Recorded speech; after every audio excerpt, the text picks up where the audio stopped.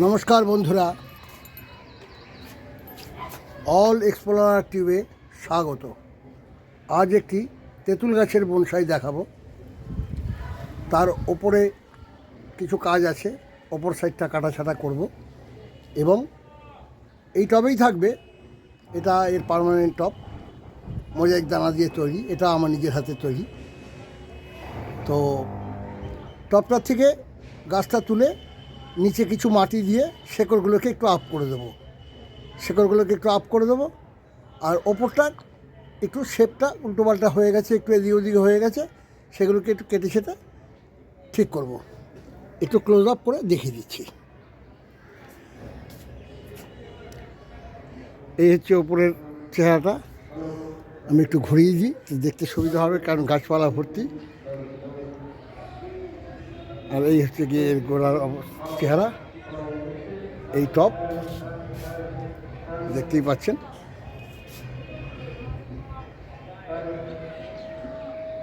দেখতে থাকুন, এর আপার সাইডটা কাটাকাটি করি, দেখতে থাকুন। বেশি সময় লাগবে না, অল্প সময়ের মধ্যে হয়ে যাবে। জাস্ট কাটাকাটি করবো, নিচে কিছু মাটি দেবো, ব্যাস। দেখতে থাকুন। এটা নিচের ডাল, এটাকে কেটে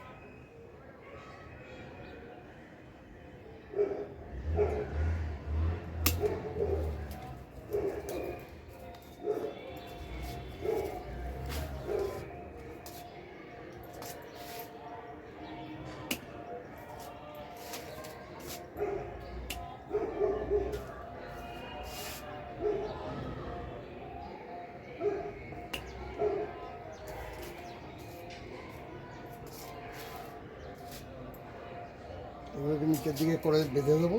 এগুলোকে নিচের দিকে করে বেঁধে দেবো, এইগুলো আপার সাইডে উঠবে। এটা আপার সাইডে উঠবে।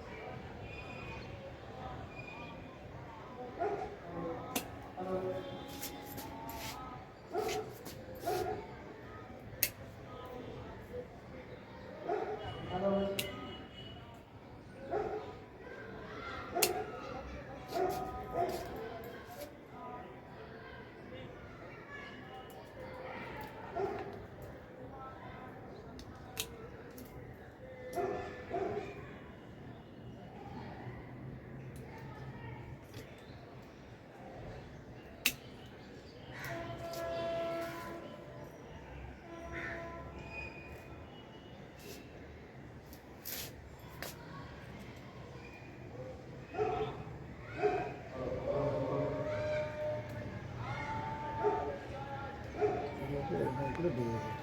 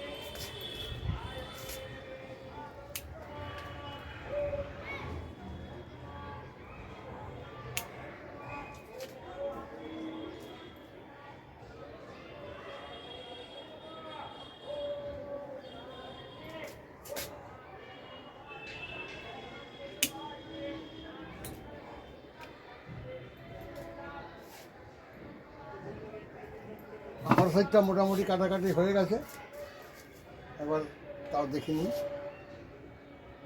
এটা করে দিয়েছি। এটা একটু মন্দির টাইপের করব, এটা আমার ইচ্ছা আছে। এর ওপরের শেপটা নিচটা চড়া হবে, তারপরে এটা একটু কম চড়া, তারপরে এটা সরু হয়ে একটু মন্দির টাইপের হবে মাথাটা। সেই অর্থে এটাকে এইভাবে রাখছি। এবার একটু বেঁধে ফেঁধে দেবো, আমারটা হয়ে গেছে। এবার নিচে কিছু মাটি দিয়ে সেটা একটু আপ করে দেবো। দেখতে থাকুন, একটু কাছের থেকে নিয়ে দেখিয়ে দিচ্ছি। দেখুন, এই হচ্ছে এর আকৃতি এসছে।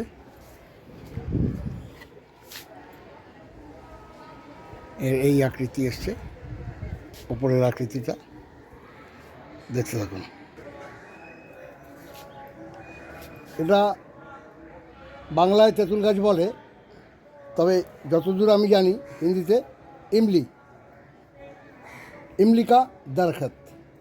हाँ, आप पौधा नहीं बोल सकते हैं, आप इसको दरख्त बोलना पड़ेगा। ये उतना ही बड़ा हो गया है। अब इसको थोड़ा बांधेंगे, একটু বেঁধে দিই একে, এই ডালগুলোকে একটু নিচের দিকে করে দিই।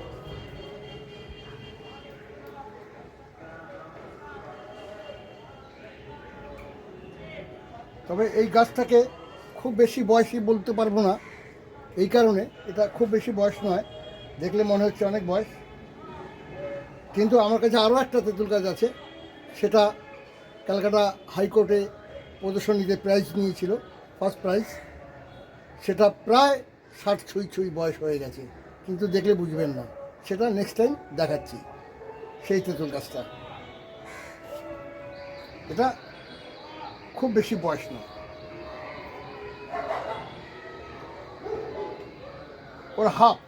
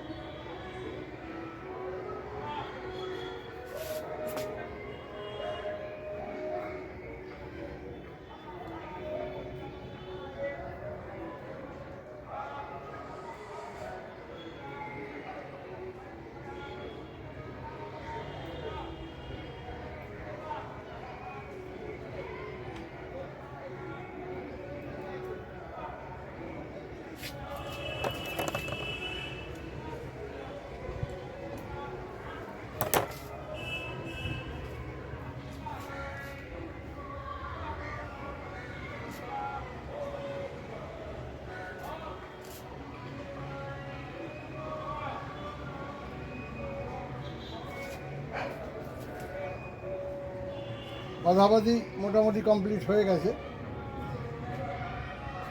এটাকে এই পজিশন থেকে একটু ওপরটা একটু ঝাড় করে দেবো, নিচটা চড়া করবো, ওপরটা একটু সরু করে দেবো।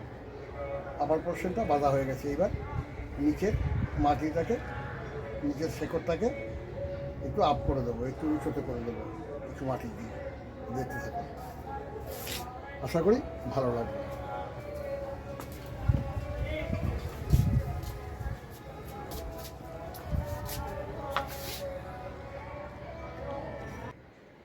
বন্ধুরা, আমায় মার্জনা করবেন, ক্ষমা করবেন।